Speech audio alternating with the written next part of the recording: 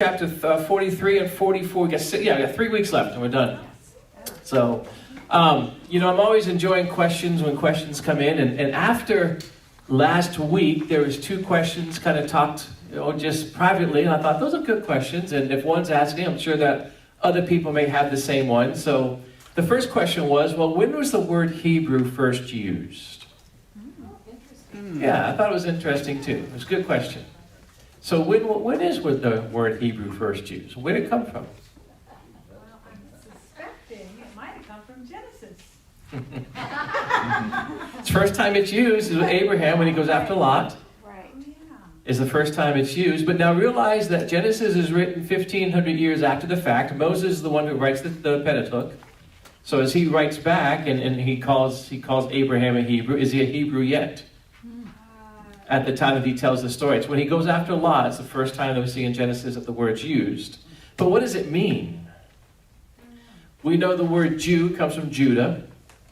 We know Israelites come from Israel. So, but where does the word Hebrew come from? I don't know where it came And from. what does it mean? I just ran into it in Joseph and Potiphar's wife, and it was used like that Hebrew slave. It didn't sound like it was a good thing when you got called Hebrew. Well, it's a different culture. Okay, yeah. And we're going to talk about that a little bit tonight too, how God was always working behind the scenes. But what I gave you an extra handout, so you should have that. The first one says, Hebrew equals one from beyond, is what the word means. One from beyond. One from beyond. So does it mean from beyond the Euphrates, being Abraham? It could, or it could mean beyond the Jordan, which becomes the Israelites. So in both cases, they were crossing a river. Abraham crossed the river to go to the Promised Land. And then Moses should have, but it was Joshua who brought the Israelites into the Promised Land, crossing the Jordan. So both times, the word Hebrew means one from beyond either, again, the Euphrates or the Jordan. And then you have some languages. Kelly, I want you guys to read this on the board. Go ahead, Cal. What does that say? How'd you get that? Filled in the gaps. You just read Hebrew. No vowels. No vowels. No vowels in Hebrew. Right. I remember that. So when you talk about the Hebrew language, what it goes back to, and what I've done on the back of that handout, I believe it's the back. If it's 2 pages or is it 1 page? It's 2 pages. It's a front and back, right? All right, on the back, I gave you the history of how it was written, and you see that basically you talk about a jot and a tittle. It's a dot and a line. Those becomes your vowels. So as they're writing, and I gave you an example there on your page. So when you see Hebrew and you see dots there, you wonder, why did they put dots there? That's how they have vowels. Give me the next slide, Cal. What's this one say? Yesterday, John went to McDonald's. I did not. But you all read it, no problem. Yeah. So you all read it, and that's how Hebrew was written and wrote. Written and wrote. That's the same thing. Written and read. So, and then when they started to, about 500 years after Jesus, about 5 AD, what happened was the Hebrew people started to kind of go different ways. They became Hellenistic. Paul writes about the Hellenistic Jews, meaning that they have a Greek type background. So they started to get away from their culture somewhat, and they had to have a more common language. So that's where the Hebrew writing that we have today comes from. The Hebrew language died for a period of time, and it came back to life, like the language did. But there's kind of gives you, so the page 2 gives you kind of a little background. We're not going to go through it. I'll let you read it. No, we don't come here to read the notes. But Callie, thank you for doing those 2 things. I just kind of wanted to give you an example of what it's like to read Hebrew back then and what it's like now. So that's why you have those dots and everything else there. Questions or comments? Little tidbit. It was worth it, right? Right. Next one was, someone said, well, this whole dream that the king had about corn. Did they have corn back then? I don't remember corn being in the Bible. And you would say what? It's what? King James has it. King James is the one that we use for that. In fact, the second handout I gave you, I showed you how to do a word study. So the word corn is Dagon. And if you look at Dagon, a verse is used in Genesis. And I gave you the first 2 verses. It's used repeatedly. But it can mean corn. It's used most times for corn in the King James. It's used for wheat. And it's also, Hosea uses it for the threshing floor, calling it the corn floor. So you see that in Hosea chapter 9. Again, in the King James. So as different terminologies came out, they changed it from Dagon meant wheat more than corn. But in the original King James, that's where it was. So again, this is a way to do a word study. So how do you find all that out? Well, I looked up corn, you have Dagon, you see where it's at, you see where it's listed, and then down at the bottom, how I did that, I showed you the Strong's. Everybody know what a Strong concordance is? Okay, well, you look it up in the Strong's, and H1715 is the word for that, and then you have all the listings, all the passages that's in. So I did not print all the passages, obviously, but so corn goes all the way back to the word Genesis. Grain, corn would be the same thing. Obviously, when he had the dream, it was ears of corn, because grain grows differently. So, but that word Dagon can mean the whole thing. Interesting, it can mean cereal at one point too. I think twice it's used as the word cereal. So, anyhow, yes, ma'am. When I just Googled Dagon, that's a West Semitic god for the fertility of corn. It is, and that's where it came from. They took that, huh? They stole that. Yep, just like our holidays and our weekdays and our months and everything else is built around God. So I'm actually speaking in Texas at the end of the month, and one of the things I'm teaching is getting Babylon out of America. And it's that whole understanding of the gods and where they come from and so on and so forth. But anyhow, so there's a brief word study for you on the word corn to kind of take you back there. And I thought it was an interesting question, and I thought it was worth kind of sharing. Yeah, thank you. Thank you. You bet. Someone asked me, so thank them. I have one more question. God changed Jacob's name to Israel, He did. but we don't ever really refer to Jacob as Israel, and even in the Bible, it did refer to him. Like here it says, then Israel said, why do you treat me so badly? But a lot of times you'll hear him referred to as Jacob. Mhm. How come we didn't just switch right over? Because we never went back to Abram and Sarai with Abraham and Sarah. So we don't call it the God of Abram instead of Abraham. Yeah. Right. Yeah, so why was it used? When did he make the first offer at the first altar to God? I don't know. It's Jacob's ladder. It's in Bethel. Okay. But it happens before he wrestles with him. So Abraham, Jacob, Isaac, Joseph. So that's why the Jews refer to him as Jacob. That was the very first time that he worshiped God and realized it was God. But even then, it was conditional. Remember that. We're going to cover that a little bit tonight, because he does be called Israel later on. So the question is he Jacob or is he Israel? Because once Abraham is called Abraham, he doesn't go back. Right. We don't see him going back to his old name. Peter, in the New Testament, he does call him Simon. We see Jesus calling him Simon a couple times. Simon, Simon. Once as a warning and once as a rebuke with that. But why go back to his previous name? Peter and so on and so forth. What character, how are you acting? How are you responding? Okay. So, but the very first time he worshiped was Jacob's ladder at Bethel, but it was conditional. If you do this, God, then I will worship you, and so on and so forth. And 20 years later, he found out God did exactly what he was going to do. But that will come up tonight as he's sending his sons away.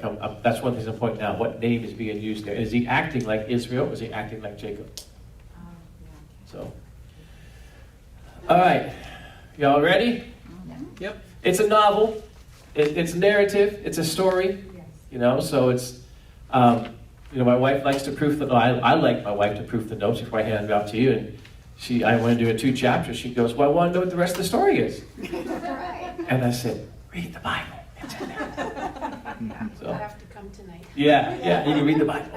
So I'm not changing anything. The story's going to stay the same. Jacob, Joseph, and his brothers. How would this family be healed? Well, how could this family be healed? Obviously, this family's hurting. So Jacob, Canaan, Joseph, and Egypt, the brothers in between. How or could or would this family receive healing? Forgiveness. Truth. What? Truth. Truth. I thought you said proof.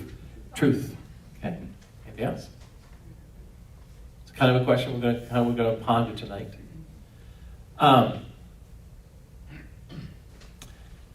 When they were spoken to in Egypt, they were accused of being spies. They were held in jail.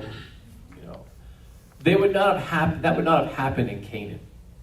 If that famine never happened and they stayed in Canaan, that behavior would never have happened. Why did God allow this to happen? And why did God even orchestrate this to happen? God knew what was coming. What's coming? Yeah, he knew what was coming. He But knew what's the coming? The famine was coming. So he did all this for the famine. Putting the guys in jail. Putting it- Yes, ma'am. I think that God had to get Israel so that they couldn't mix with other cultures. If they stayed in Canaan, they would just become absorbed into that culture. But Egyptians, they thought differently about anybody that wasn't Egyptian, basically. And they wouldn't mix with them. Okay. So God was trapping them there. That's 100% right. But is there another reason too? It hasn't happened. It's going to happen. It hasn't happened yet. Yes, sir. To get them to repent. Yeah. And before they repent, they have to confess. And in chapter 42, but you're right on with that. That becomes the big picture. And that's why I wanted you to kind of go with that. God knew what was coming. What was coming? It's the slavery in Egypt. Why would God do that? Those are his people because they could not intermarry. I think I've heard you talk on that before. So I have, but it's good to know we're listening. But back in chapter 42, they did confess to each other. Right. Because they wondered, okay, is this all happening because of what we did? Is God getting us back now? Right. You know, that's why I asked last week, what's the difference between karma and what? Sowing and Reaping and sowing. Right. So in 42:21, they confess sin finally, but only to each other. Then when they bring God into the picture, what happens? They ask a question. This is kind of review. What did they say?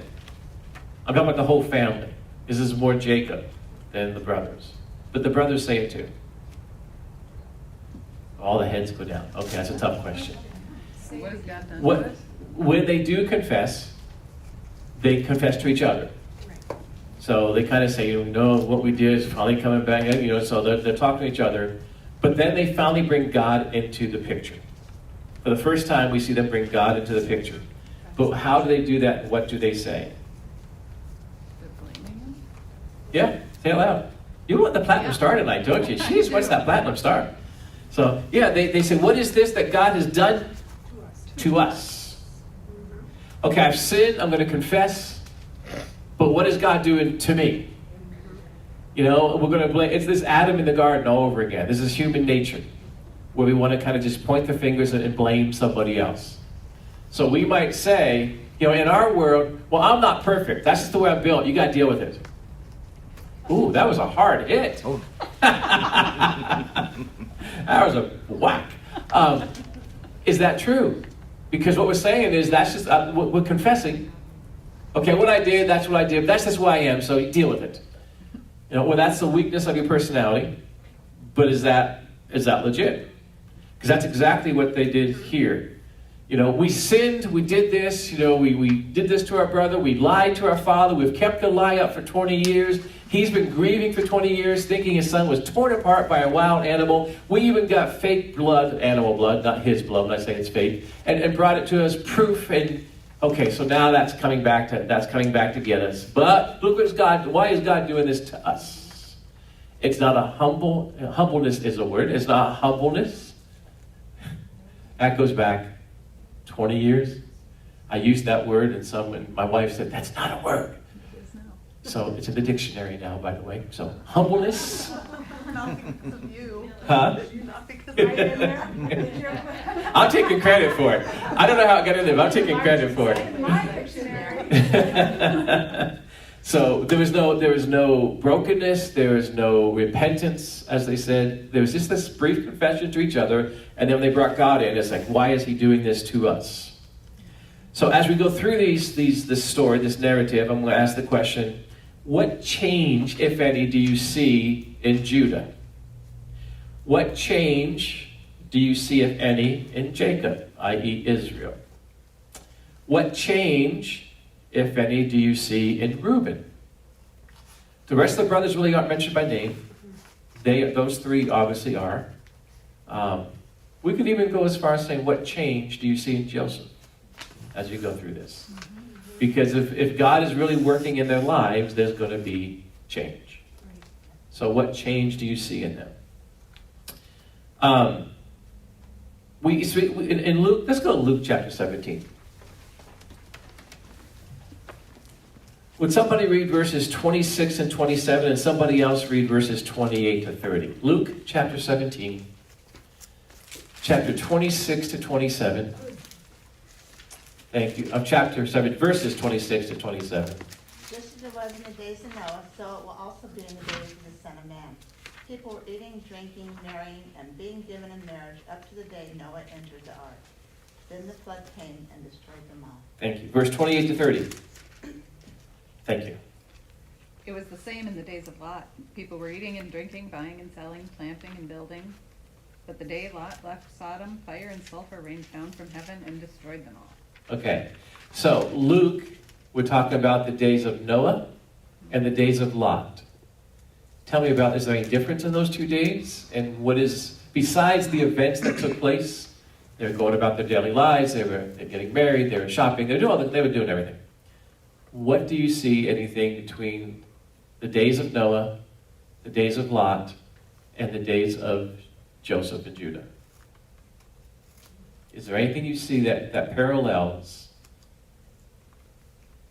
the days of Noah, looking at what happened there? And why, the things of the events that we're reading there, why did they happen? Why did fire and sulfur come down? Why did the flood happen? Why did God respond the way he did in both of those instances? And again, it's New Testament, it's the Gospels, it's Luke telling us this. But what were the people, how were the people acting and behaving? Immorally? Like they didn't care about the future, they were just living in the moment. They didn't care about God. They didn't care about God, so it's idolatry. Self-confidence is the word I kind of use there. They're just worried about themselves, focused about themselves. It's all about me, me, me, me, me. Do you see that in the story of Joseph? And the characters involved in this. Does Judah go that way? Does Joseph go that way? Do the brothers go that way? Or are they focused on each other and other people? Well, didn't Reuben slept with one of Yep. Jacob's concubines? Yep. So, Because he didn't want his mother to lose her position. Right. Yep. There was a great change of heart, though, between the brothers, because Judah was willing to sacrifice himself. And what has Judah done in the past? He was one that put him into slavery. Wasn't he the one with the idea? Yeah, he was. Put him into slavery? And what about Tamar? And what about what? What about Tamar? Oh. Oh, yeah, that deal. Oh, yeah. Yeah. I forgot. Yeah. So again, they just focus on themselves, lustfulness, idolatry, keeping God out. Change it. The days of Noah and the days of Lot. What's our days look like? we might say, I like it. God can come at any moment. So God brought a flood. He brought fire and brimstone. He brought a famine. How many Christians are aware of that comparison? Mississippi River's like. So, is there a hand up there? yeah, that's what I was gonna say, Lot was tormented in his soul by the lawlessness that was going on around him. But yet he went to the city gates. I think he was looking for God to come, and I think he was looking. No, he saw Sodom and he went there. He chose it. Yeah, I know. But first he lived on the outside. Then he moved to the city to be part of it. Then he was actually participating in activity in the city gates. So there were steps that he took that drew him closer there. And then even when the angels came and told him to leave, they didn't want to leave. He picked one of the smallest, all 5 cities would be destroyed. He picked one of the smallest cities, but then he ended up going through the cave. So he still resisted. But when he saw them coming, he got down and bowed before them. Yes. He But where was he at? He was at the gates. He was in the gates. That's, That word in means he participated. And that's where all the city government took place, and where all the elders went, where all the gossip. The women went to the well, the men went to the city gates. So again, but look at the progression. I want to live near there. I want to move to Nevada. I want to move to Vegas. I want to live in a casino. Anybody watching from Las Vegas? I'm sorry, I'm just using you for example. You see the progression? Getting closer and closer and closer to it. That's what Lot kind of did. And then with the casino, when it all breaks apart, then we say, well, send me to the next one. Send me to the small one. right. You know. So, but anyhow, the days of Lot, the days of Noah, and the days of Joseph and Jacob. The famine comes here. It's a worldwide famine. It's causing that. But you look at what they're doing, again, being that self-confident, being without God, not seeking God. And when they do mention God, it's in a way of, look what he's doing to us. Why is God letting this happen? Why doesn't God do something? And that's the same mentality and the same thinking that we've seen in the Old Testament. The question is how many Christians even put the pieces together. You know, it's a jigsaw puzzle. When you start putting the pieces together, the picture becomes clear. And sometimes we don't even put the pieces together. We just assume things. You know, opinions cannot be facts. And a lot of times we make an opinion and call it a fact. And we put the pieces together and say, okay, this is what God is doing or has done. And God is the same when. Yesterday. So if he did that then, why would be any shock or any kind of change into what he does something? And whatever he does, however it happens, you know. So, but everything, when you look at end times and all the prophecies there, everything is converging like it never has before, which is interesting too. And that's a whole study in itself. But all right, you ready for this chapter? Yes. Verses 1 and 2. The famine was severe in the land, so it came about when they finished eating the grain they brought from Egypt. Their father said to them, "Go back and buy us a little food." Okay. Excuse me. We think it's about 2 years at this point. And again, we're going off non-scriptural points. We're going off kind of outside biblical history. We're thinking it's about 2 years. They were probably a year into the famine before they went to Egypt for the first time. So the famine begins. Joseph knows it's going to be 7 years. The brothers don't know that because God spoke to him through a dream. So the first year they lasted, and then they ran out. They had to go down to Egypt. The brother gets put in prison. He's still there. Now it's the second year. What do you think it was like living in their house for that year? From the first trip, and they're not going down yet, as you're watching your food supply dwindle each day. Do you think there's tension in the house? What do you think the house is like? Because no one is talking about it. We're not told. If they are, we're not told about it. Where they're saying, hey, we've got a month's worth left. Hey, we got, basically it gets to the point to where no one is talking about it, but week by week they're watching their food vanish. Do they want to go back to Egypt? Nobody wants to go back to Egypt. Are they hoping, okay, the famine's got to end? It's got to come to an end. What if it doesn't? They're 2 years in. They still got 5 to go, which they don't know. They don't have that insight yet. So it kind of puts you in their shoes with this as you're thinking about this. And this second trip to Egypt is not a trip they really want to make because they know why. Why don't they want to make it? Their brother's there. You go get them. Why not make it? Because they have Benjamin. They don't want to take the baby. They don't care about taking the baby. They don't want dad to have to say the baby has to go. So that whole tension, it's the elephant in the room that I'm sure no one is talking about. We're running out of food. We need to go back and get more. They have plenty in Egypt. Yeah, we go back and get more. We've got to take Benjamin. Well, you tell dad we got to take Benjamin. So who's going to go and talk to dad? Right. Well, we're going to answer that verse 3. 3 to 5. Okay. Judah spoke to him, however, saying, "The man sternly warned us, 'You shall not see my face unless your brother is with you. And if you send our brother with us, we will go down and buy you food. But if you do not send him, we will not go down. For the man said to us, you will not see my face unless your brother is with you.'" So Judah becomes the spokesperson. I asked you, do you see any change? Now, where does the Messiah come from? Out of the 12 tribes, where does the Messiah come from? Judah. But Judah sinned grossly, and Judah did this to the brother. How can the Messiah come from that line? We see a change in him. He becomes the spokesperson saying, the man sternly warned us. Who is the man? Their brothers. Joseph. Joseph. They're not telling you who that is. Saying, we cannot go back without him. Dad, you've got to understand this. Judah does not debate it. He's pretty firm with this. Look, dude. If they had the word dude, he would have said dude. We're out of food. The food's in Egypt. We have to go back. We cannot go back because the stern man, the one that we have to go back and face, wants to see Benjamin. And if we don't take Benjamin, then we may not even survive the trip. And you're going to starve anyhow. So there's no debate. There's no ifs, ands, or buts here. Yes, I ma'am. have a question. I don't remember, you probably said this last week, but how far was that trip for them? I mean, Almost 400 miles. Yeah, so if we divide by 20, 3 weeks almost. yeah, 400 miles, yeah, so about. 20 miles a day. It's if you do it, it's just, you look at Cairo Mhm. versus Jerusalem.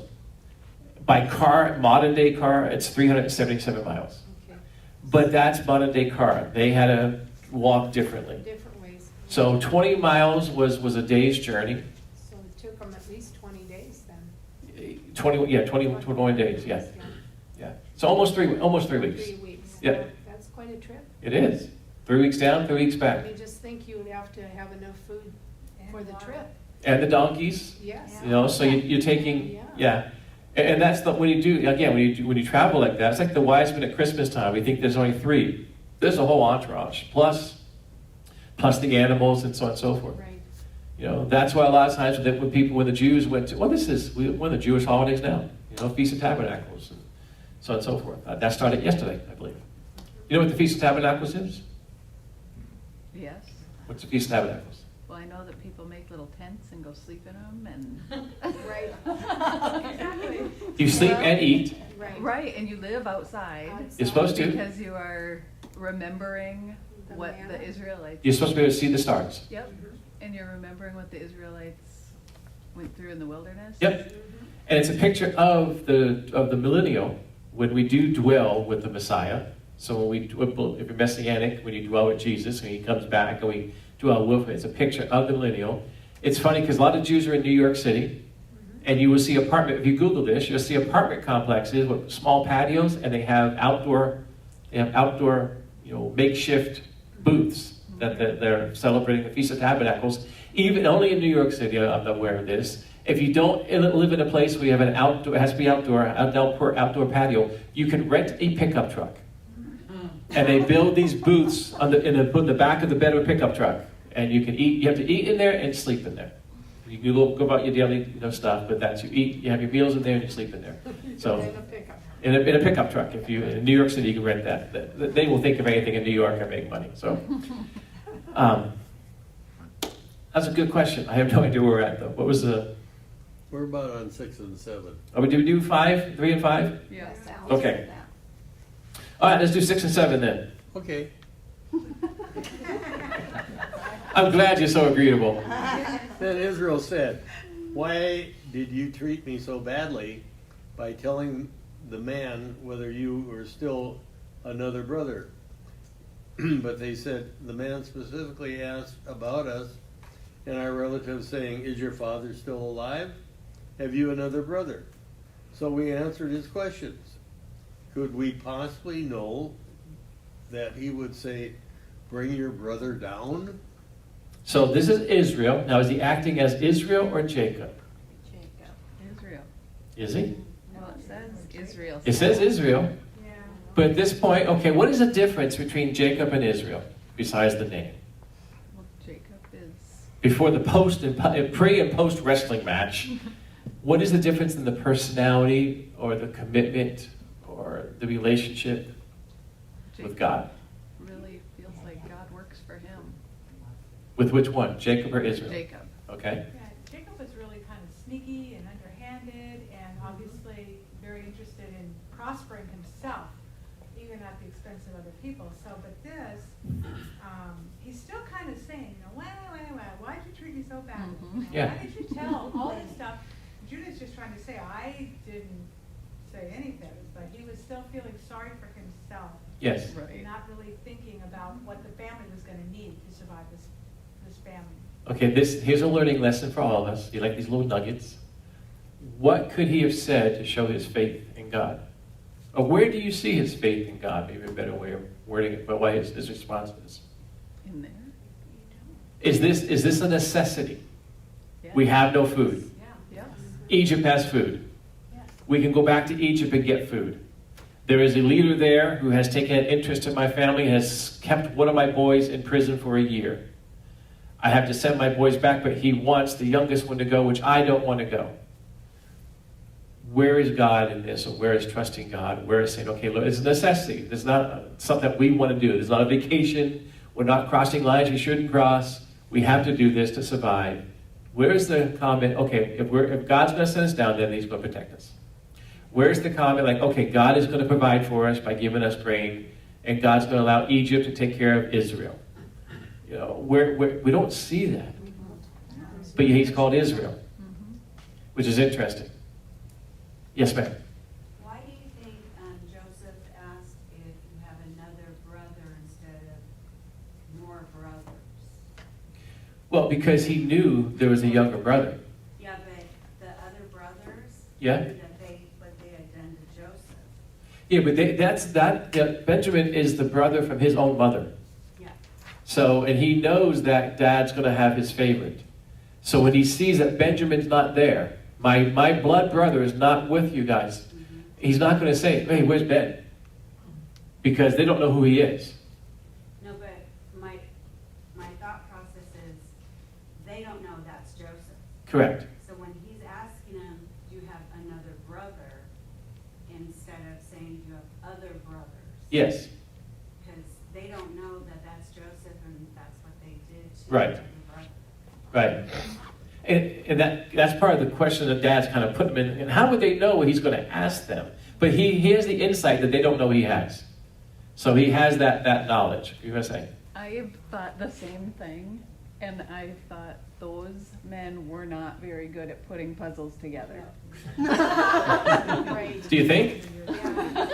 I thought So- that too, because. There were lots of clues that As- was their brother. Again, this is a story. Have you guys read these chapters? Okay, so here's a story. So when they get down there to Egypt and they get invited to his house, they know that every leader like this, a king, a pharaoh, is going to have a private dungeon. All right, why? Okay, how many people, how many families are coming from around the world coming to Egypt for grain? Thousands. And why is he so intent on us? Exactly. Why is he asking about our father? Does he ask about anybody else's father? Why are we getting money put back in our sacks? You know, what is happening? You can imagine this paranoia Of course. kicking in. So when they get there and they get invited to the house, they got to be thinking, okay, are we just going to be executed? Why would you take us out of the marketplace? Why would you send your servants to, we pay them, they go get the grain, we load our donkeys and we leave. But no, he wants us to stay. You know, you can see that paranoia. Now, the paranoia starts here at Jacob, i.e. Israel. Because he says, why have you done this to me? Why did you tell them? And they go, we had no idea what questions he was going to ask us. You know, and then when you ask a question, we're not going to lie to him. We didn't think it meant anything. Why didn't you lie and not tell me you even had, we had no more brothers. Well, Joseph would have known.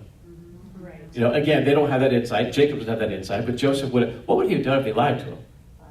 He probably would have. Maybe put them all in jail and only send Judah back, you know. Who knows what they would have done. But Joseph would have known if they were lying. They don't know that. But Joseph asking the questions, he's leading the question because, again, he's setting them up for the big plan. And as you said early on, God has a whole plan here that no one sees at this point. Because Israel, and that's why I think his name is used here, by the way, not because of his personality or his character. Because we're getting a hint that this is the plan for all of Israel. Israel has not become what God said he's going to become yet, but he's about to. Because when they go back to Egypt, and when they talk about, basically Judah is prophesying without even knowing he's prophesying. Because if we don't do this and go back, you know, we're all going to have a prison. We're all going to end up here. Well, you are going to be slaves. Because he offers to become a slave. You know, and then when they get caught later on, boy, we're getting all over the place with this. You know, we're not even, but when they get caught later on with the silver cup, and he says that whoever has it, then we'll all be your slaves. That's prophecy without knowing it. Because Israel, as a nation, is about to go to Egypt and be a holy goosebumps, and to be a slave.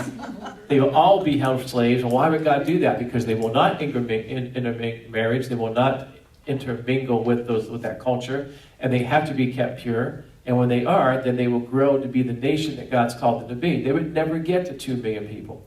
You know, we have the story of Moses in the parting of the Red Sea and everybody crossing. Well, there's 2 million Israelites. Well, you wouldn't have a pure nation of 2 million people unless they went into this bondage and this slavery. So when they're caught the next day with the silver cup, and Judah even prophesizes, well, we didn't do anything. If you find something, may they put that one to death, and may the rest of us be made slaves. That's going to be fulfilled, you know, without knowing it. So, anyhow, that's the whole story. We're good. We're sick. Pie time. All right. So anyhow, Judah's not to bake this, and the father says, "Why are you telling them?" Well, we had no idea what the guy was going to ask us. You know, when he asked us a question, we answered him.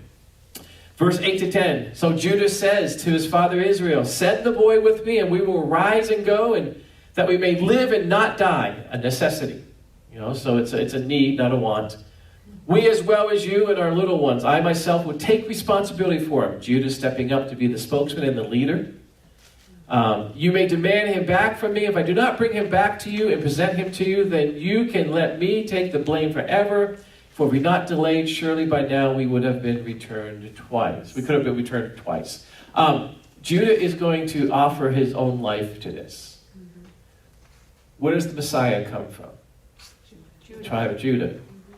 You know the term substitute atonement? This is a picture of that. Abraham does it with Isaac. And God substitutes and puts the ram there. That's why we have the shofar, the ram's horn, to this day. But Judah is prophesying a picture of substitute atonement. That if anything happens to Benjamin, you know, Reuben did it too, and God and Jacob said, "No, I'm not going to." Reuben didn't offer himself; he offered his sons. You know, so I'll give you my sons. You know, Grandpa's not going to do that. And Jacob said no, but now what's going to happen is Judah's going to offer himself. It's a picture of substitute atonement that will eventually, again, it's prophesying that will come through his line, where Jesus will go on that cross for us and be a substitute atonement for our sin.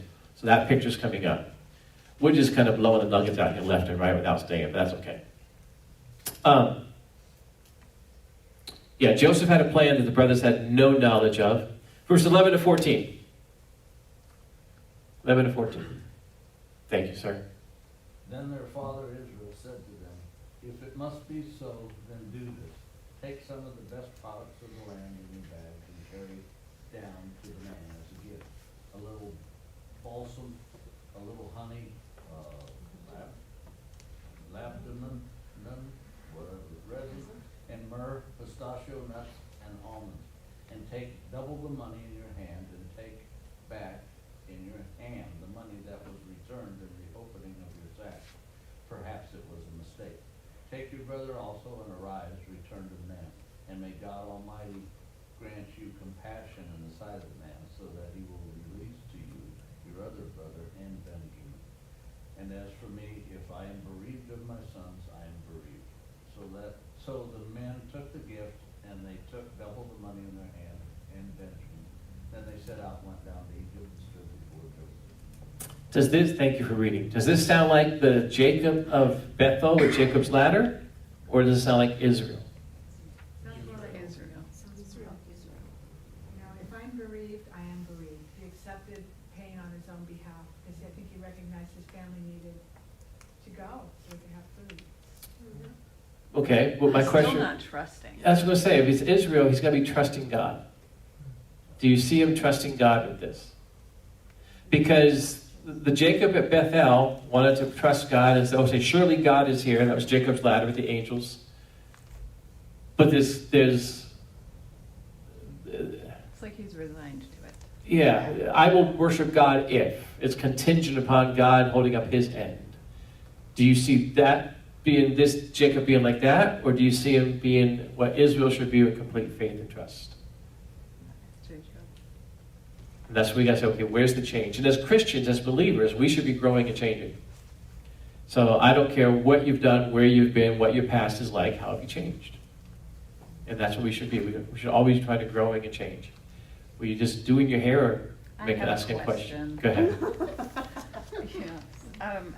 So if they had all of this stuff, why are they starving and needing food if they have nuts to eat? Because they have pizza, but they don't have any broccoli.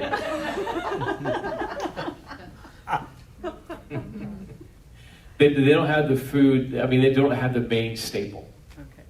So, but he is a man of means. And again, how they live in Canaan and what's going to happen in Egypt is totally different. Now, here's another thing with God. When you are trusting God, you've got to let go. Right? You've got to let go. Do you see him letting go or trying to control it? We still see him wanting to control everything, even what to say. You know, so he wants to be in control. He does say, may God Almighty grant you compassion. You know, so he does bring God up there, but not in a way where it shows faith or trust. There's a saying in just the Christian world that, you know, one must die before you're resurrected. So, and what it means is that you really need to yield, and you need to just kind of be broken before God can build you up. You know, so before anybody can be resurrected, you have to die. Unless Jesus returns, we all go home. We get a free pass. But otherwise, you know, you can't be resurrected unless you pass away. What's that look like in everyday life? How much do you sacrifice? How much do you give? How much do you put God first? How much do you trust? And those are hard things to do sometimes. You know, but that's all part of being broken and dying to yourself and trusting God. Now, you got to make sure that when you do this, that God's calling you to do it. Okay, all right, I'm going to give my car up and trust that God will give me a better car. Well, is God asking you to give your car up? You know, it's just like, look, I'm going to try to negotiate with God and get a better deal out of this. So, yeah, that's not what we're talking about. Now, if there's a missionary or something going on and God says, give him or her the keys, and you do, then God will take care of it. Do you trust him enough? That becomes an act of faith. So, and this whole act of giving a gift to someone, when you're in the presence of a high-ranking official, it's very common to bring a gift to them. I don't know about you, but Christmas does not start, no matter how much we've decorated and everything else, until I hear the song Drummer Boy. When I hear the song Drummer Boy, okay, now it's Christmas. What does the drummer boy not have? A gift. A gift fit for a king. And that line speaks about the Egyptian culture, the Israeli culture, the Middle East culture. You know, not only is hospitality required, but when you go to in the presence of someone of a high-ranking official, you bring them a gift. And the drummer boy says, I don't have a gift to bring. All I'm going to do is play my drum for him. That would be the only gift I have. So hopefully that would kind of give you some deep theology to the song. Yes, sir. Good. What is that, sir? This is for Standing Stone Christian Academy. Okay. You're working late. It's Amazon. Yes, sir, I always do. We appreciate it. Thank you. Never had delivery at 8 o'clock at night, but I know if it's food. Maybe it's a birthday present. Diapers for the school. All right, well, they're taking care of that. So, anyhow, he's got to bring a gift to the king, and that's what Jacob is doing. Verses 15 to 18. Joseph is now going to see his younger brother. Let's see his reaction. Verses 15 to 18. I'll read it. Thank you. So the men took this gift, and they took double the money in their hand and Benjamin. Then they set out and went down to Egypt and stood before Joseph. When Joseph saw Benjamin with them, he said to his house steward, bring the men into the house and slaughter an animal and make preparations, for the men are to dine with me at noon. So the men did as Joseph said, and brought the men to Joseph's house. Now the men were afraid because they were brought to Joseph's house, and they said, it is because of the money that was returned in our sacks the first time that we are being brought in, so that he may attack us and overpower us and take us as slaves with our donkeys. Paranoia. Oh, big time. Yeah. Guilt. And there's something not right here. They are getting that piece of the puzzle. Because how many families come down? How many people are buying grain? The whole world is in a famine right now. So, but why is he asking about questions about our father? Why asking if we have any other brother? Why? There must be no good here. There must be an alternative motive here. And there is. It's just a positive one, not a negative one. So you see the paranoia. Does it talk about their character? Because if they were plotting something, is this how they would do it? What did they do with the circumcision and the whole thing? They set it all up and then deceived everybody. So that's where their mind goes. And that's where you see the paranoia here. However, as we get to from verse 23 to 27, we're going to see the hospitality. And they should relax for a little bit because, first of all, they're going to be reassured that the money was given to them, the silver, when you say money, it was silver, was given to them. That was them. They did not steal it. They understand that there's a reassurance there. They do bring the brother out. Simeon is brought to the table, so that's another good sign. They are given water, and then their feet are washed, which again is an act of hospitality. And then when Joseph comes out, basically the second in charge of the nation comes out, he speaks kindly to them, and he asks about them, which is very unique for an official, because it's all about the official, not about who's approaching them. And the fact that he speaks kindly and asks, well, how is your father? Well, how is this? That just is abnormal. So there's this 4 or 5 compassionate touches they're going to receive while they're trying to figure out what's happening here. And I got jumped ahead of myself a little bit, but as we go through 19 all the way to 27, we'll see that happening. But 19 and 23. Thank you in the back. So they approached Joseph's house steward and spoke to him at the entrance of the house and said, "Oh, my Lord, we indeed came down the first time to buy food. And it happened when we came to the campsite that we opened our sacks to be full. Each man's money was in the opening of his sack, our money in full. So we brought it back in our hand. We have also brought down other money in our hand to buy food. We do not know who put our money in our sacks." But he said, "Peace be to you.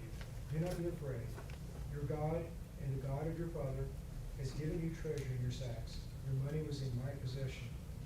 And he brought Simeon out to them. Okay, thank you. As they are spending these, 2.5, almost 3 weeks traveling, you can imagine the conversation they're having. It's kind of like Abraham taking Isaac from Beersheba up to Mount Moriah, the conversation, if there was much.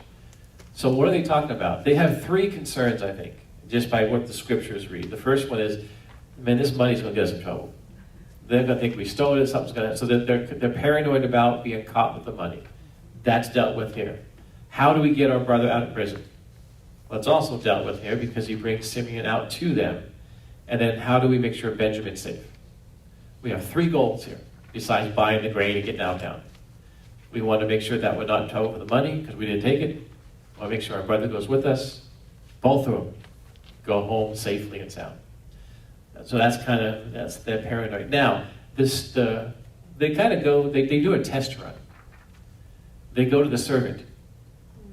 And they ask, before they go to Joseph, before they go to the stern official, they do a test run.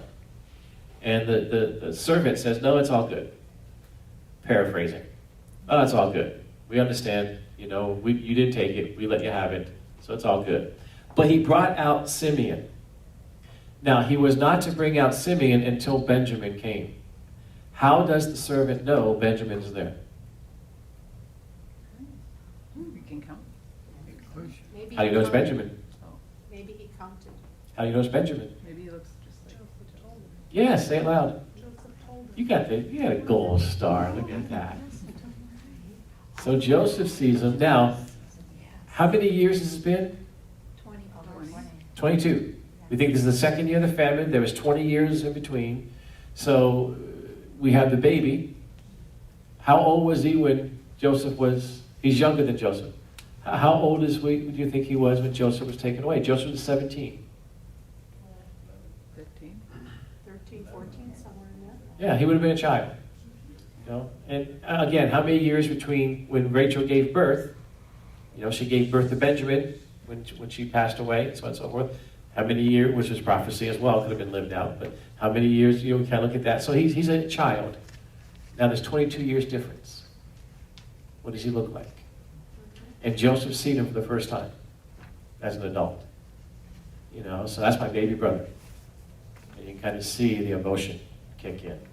So when they approach Joseph's house and so on and so forth, we believe that Joseph sees that. Well, it says in verse 16, when Joseph saw Benjamin with them, he said to his house steward.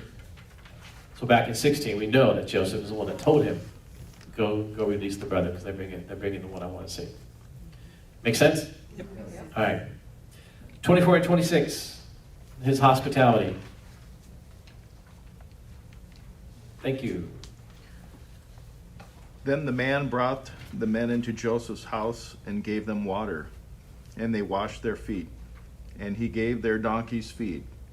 So they prepared the gift for Joseph's arrival at noon, for they had heard that they were to eat a meal there. When Joseph came home, they brought into the house to him the gift which was in their hand, and they bowed down to the ground before him. One more time, they bowed down. That dream from years ago is coming to pass. But here comes the signs of hospitality. Being given water, having your feet washed, and your donkeys being fed. He owes us nothing. Why would he do this? He can't do this to everybody. So why us? I mean, the wheels have got to be turning here. And now we're being invited to his private residence for a meal. Who does that? Who does that? You know, it's just, and again, I'm not going to use a name, doesn't matter, but just for the office, if you were invited to the White House to meet the president, would that not be an honor in itself, in most cases? Yes. Would that not be an honor itself? Yes. Yes. How would you feel if he says, you know what, we're going to have lunch at noon, I want you to join me? You know? And how did you get here? Oh, we flew. What did it cost you to get here? I don't know, $500. We're going to reimburse you for that. We're going to cover your cost of the trip. What are you thinking? Why?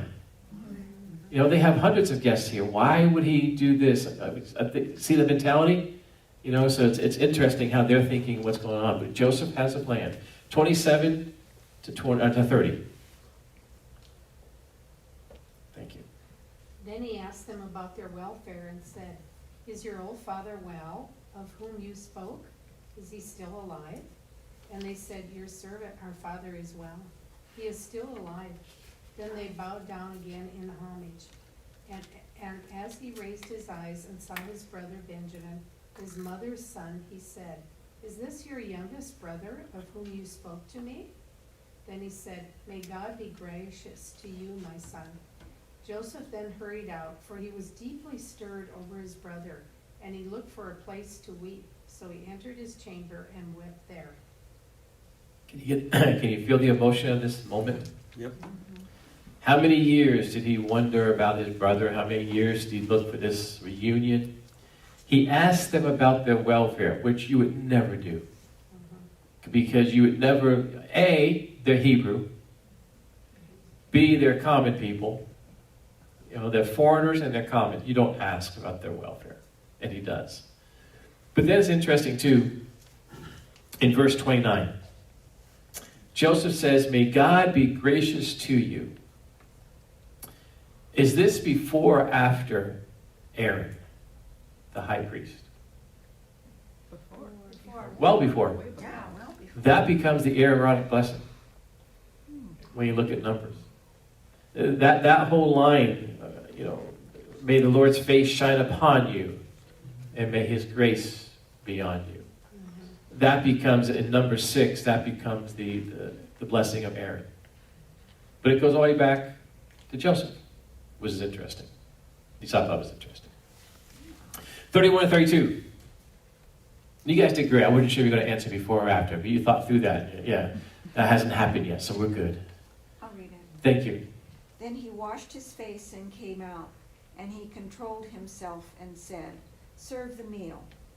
Then they served him by himself, and Joseph's brothers by themselves, and the Egyptian who ate with him by themselves, because the Egyptians could not eat bread with the Hebrews, for that is an abomination to the Egyptians. Okay. So basically the scene is that they got there for the first time. Someone sang, I can only imagine. And Joseph got upset, started crying over that because the song got to him, went back to his office, got cleaned up, and then came out to have lunch. That's about how it goes to me. But they're served differently. Now, even Joseph eats by himself because Egyptian, again, they don't mix with foreigners. So because their brothers eat at one table, the servants, who are pure Egyptians, eat by themselves. And then Joseph has his own place because even though he's Egyptian and he's in charge of everything, he's still a foreigner. And that just becomes part of the culture. It was a strict custom that you would not intermingle that way. In fact, a priest would not eat or drink anything that was even imported. So if something came from a different country, a priest would not eat or drink it. Where did these dates come from? Where did this juice come from? Where is this camel milk from? It's from there. If it's not Egyptian, then the priest is not going to touch it. They had to keep their bloodline pure because that's the Egyptian culture. You took away my whole fire with this part building here, but it's okay. But because of the Egyptian culture, this is why God is going to send them to Egypt to be slaves. I mean, God has this all worked out. If He would have sent them anywhere else, that culture wouldn't be as pure. When you look at this, I mean, I hate the word, but this is racism. They won't intermingle or talk to anybody. And anybody else who's not them is beneath them, and they want nothing to do with them. If you touch that, this is the Pharisees, and you don't want even Gentile dirt, or you don't even Samaritan dust on your shoes. It's that kind of racism, basically. But what it does, it allows for purity for Israel to become a nation when they are eventually down in Egypt, as we continue with the story later on. Does that make sense? Why would God send to Egypt? That's the only reason for that purity. All right, the last two verses, 33 and 34. We got to get through this and have time for pie. Now they were seated before him, from the firstborn according to his birthright, to the youngest according to his youth, and the men looked at one another in astonishment. Then he took portions to them from his own table, but Benjamin's portion was 5 times as much as theirs. So they drank freely with him. What is Joseph doing? I asked, has this made change? So this is very open and obvious. We're going to feed you, but you're going to get 5 times as much. Can you imagine how big this? Yes. It doesn't say if he ate it all or not. Eat this whole steak in half an hour, it's free, But look how open and obvious the favoritism is. And now Joseph's going to sit back and say, okay, are the brothers going to be upset? Are the brothers going to, what's going to happen here? But they don't seem to be bothered by it. They didn't bother. So there is a change in the brothers. They're going to get up and they're going to leave in the morning. When they leave, they're going to be in great spirits. You can kind of see them leaving town. Okay, we got our grain. We're going to go back to Dad. We're bringing Ben home with us. We got Simon with us. Everything is good. We weren't arrested for stealing money. It's all good. Let's go home and begin this journey. So the next day, they get up to do this, and they don't get very far. As we look at the way that Joseph, I want you to keep this in the back of your mind, as we read through this and we look at how Joseph deals with his brothers, the Old Testament helps us understand the New Testament. Think in a few situations how Jesus deals with the Jews, the Israelites, the Pharisees. And he gives them an opportunity, he lays things before them, but how do they respond? So you can kind of see a parallel there. And many scholars will look at Joseph and call him a kind of like quasi-Jesus with his behavior and what happens and so on and so forth. And people are going, well, you're calling Joseph Jesus? No, they're saying his mentality, his character, his lifestyle, what happened. That parallels a lot substitute atonement. You see a lot of things in here that you see in the New Testament, so on and so forth. Okay, so verse 1 to 3, then he commanded his steward of the house. Why would he command them? Just as Joseph calling his servant. His brothers just took off, and he calls his servant over. Why would he do this? They haven't left yet. Well, they're getting ready. The servants haven't, but the boys have. The boys are getting ready to leave. Well, they're getting ready to leave. Yes, I'm getting ahead of myself. But why would he do this? This is the setup. Because he's got a son like that. Yeah. So why would he do this? Well, he wants his dad there too. He wants the rest of them to come. Okay? Keep that in the back of your mind. Verses 1 to 3. I got ahead of myself, so let's go back to it. Yeah. Then he commanded the steward of his house, fill the men's sacks with food, as much as they can carry, and put each man's money in the mouth of his sack, and put my cup, the silver cup, in the mouth of the sack of the youngest, with his money for the grain. And he did as Joseph told him. As soon as the morning was light, the men were sent on their way with their donkeys. Okay. And verse 4 to 5. Let's keep going. Go ahead. They had gone only a short distance from the city. Now Joseph said to his steward, up, follow after the men, and when you overtake them, say to them, why have you repaid evil for good? Is it not from this that my Lord drinks, and from this that he practices divination? You have done evil in doing this. Okay, so Joseph gives him the words to say, and he's got a plan here. And he has his servants kind of in on the plan. And they have to obey him. So the boys are now heading out with their donkeys full of food. Everybody's relaxed. Everybody had a good meal. Everybody's happy. They're in good spirits, but Joseph is doing something. Verse 6 to 10. Thank you, Vic. When he overtook them, he spoke to them these words. They said to him, why does my Lord speak such words as these? Far be it from your servants to do such a thing. Behold, the money we found in the mouth of our sacks we brought back to you from the land of Canaan. How then could we steal silver or gold from your Lord's house? Whichever one of your servants is found with it shall die. We will also be my Lord's servants. Then he said, let it be as you say. He who is found with it shall be my servant, and the rest of you shall be innocent. Okay. Yeah, what happens here? Yeah, that's why. What happens if we go back to chapter 31, verse 32, when Jacob is confronted by Laban? And Laban says, you stole the house gods. No, we didn't. And it was Rachel. It was Rachel, who was on her monthly cycle and said, I can't get up. So Dad didn't search that area, and she's sitting on the god, the idol. And the prophecy is, whoever stole it, may that person be put to death. And what happens with Rachel when childbirth? She dies. So now we have them saying the same thing. May one of your servants be put to death, and may we all become what? Slaves. Your slaves. This is the prophecy that he doesn't know he's committing, because all of Israel, all of the Israelites are about to become slaves in Egypt.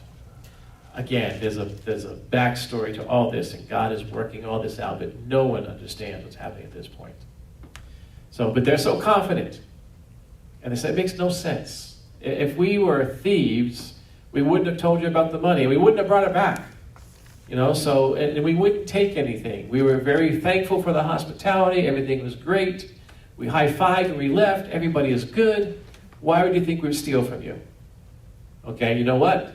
We're so sure of this, and they come down in birth order, which is another thing. Only Joseph would have known that. They would have freaked out. How does he know? He puts us in birth order, and they start checking the sacks. Well, if it's a birth order, where's the sack? What's the last sack going to be? Oh, Jacob's not going to be happy. All right, verses 11 and 13.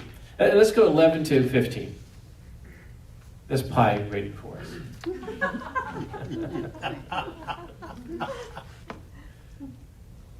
Then each man quickly lowered his sack to the ground, and each man opened his sack. And he searched, beginning with the eldest and ending with the youngest. And the cup was found in Benjamin's sack. Then they tore their clothes, and every man loaded his donkey, and they returned to the city. When Judah and his brothers came to Joseph's house, he was still there. They fell before him to the ground. Joseph said to them, "What deed is this that you have done? Do you not know that a man like me can indeed practice divination?" I don't worry, yeah. So Judah speaks up, so he does become the spokesperson as he's speaking again. But when they find the silver cup in Benjamin's sack, could the brothers said, okay, send Benjamin back to Egypt by himself because he's the one that's guilty, and they could have gone to Canaan? Would that have happened 20 years earlier? Yeah. Based on their character and what they did before? Dude, why'd you take that? I didn't take it. Yeah, well, it's right there. How can you deny it? I didn't do it. Well, it's right there. You know, you go face Joe. You go face the official. We're going back and tell Dad what you did. You know, you're gonna break your father's heart what you did. But they don't do that. They all go back to Egypt, and Joseph's waiting for him. And again, they don't bow before him. They prostrate themselves. They fall face first to the ground. And how do you defend yourself? How do you plead innocent? I mean, the servants are there. They bring it back. You know. What, and they don't know it was planted. Well, they got to figure something. They're not accusing. They're not fighting. They all go back, and the desperation is setting in. Now, from verse 16 to 34 is Joseph's repeating everything. It's the longest speech in the book of Genesis, by the way. So I'm going back and forth. I don't know if we need to read it because he just recaps everything with this. David, can you say something about divination again? I didn't catch it. That's worshiping false gods. Okay. So again, the pharaohs, the kings, anybody like that, a pharaoh would be a god. Again, the Romans, those cultures believed that their leaders, their emperors, their pharaohs were gods themselves. They had divine powers. That's why the dreams were so important with the pharaoh dream. So, but anybody who would worship that, it would be the Ouija board, it would be the horoscope, it would be a psychic, you know, in our modern day terminology. Crystal ball, all that kind of stuff. So, now, just because Joseph had this cup doesn't mean that he practiced that. Joseph was still a man of God. Joseph, you know, and this would have been done in private, but because of his position, he would have had this. And they would have assumed that he's worshiping the other gods. Someone asked why I brought it home, but a few weeks ago I passed around a list of gods that Egyptians worship. You know, that's worshiping those gods is all that. So, and it can go calling on other spirits. It can do all kinds of stuff like that when you get into this. Okay. Thank you for that. Any other questions? All right, verses 16 to 34 is the longest speech. Basically, he just recaps everything that happened. He goes to see Joseph and he recaps everything. He does kind of say, you know what? You're the one who asked all the questions. If you didn't ask the questions, this wouldn't have happened. If you didn't want to see the younger one and ask him to come down here, this really wouldn't have happened. But out of respect, you know, this is kind of your fault. That's kind of what Judah, that's the only thing Judah can stand on, which is true. You know, but that's not going to carry over. Here's what I want you to do. Take 2 or 3 minutes and go through 16 to 34 and tell me how many times Judah calls Joseph my Lord.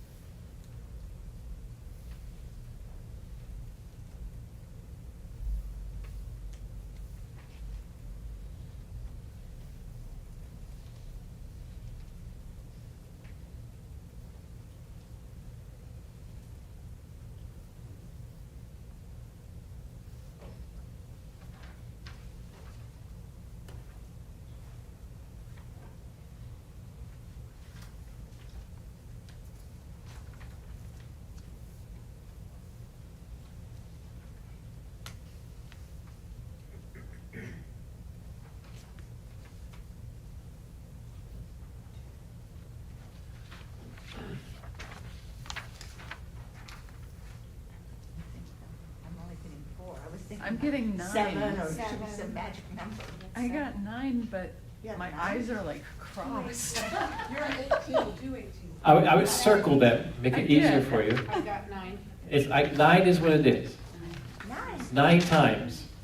Here, maybe didn't do these. Yeah, 9 times he says that. Now, here's the question. Does he say it out of respect or fear? Fear. There's 2 there. How do you fear? Out of fear. So this is not an act of respect, it's an act of fear. Let's read verses 33 to 34, and that will kind of wrap, this is the substitute atonement I talked about earlier. But this will kind of wrap us up, and then we'll set us up for next week as we continue on to see what happens. In verse 29, basically said, if Benjamin stays behind, it will kill our father. So he repeated that in verse 29. Last reader, verse 33 to 34. Thank you. Now therefore, please let your servant remain instead of the boy as a servant to my Lord, and let the boy go back with his brother. For how can I go back to my father if the boy is not with me? I fear to see the evil that would find my father. Okay. And we will continue next week. So, yeah. So if Benjamin does not, if Benjamin stays in Egypt, it would send him to his grave, basically, in verse 29. All right, questions or comments? Those who are watching online, we have a birthday tonight. We're going to go have some lemon meringue pie. If you were here, you could have some with us, but one of the perks of being here. So we're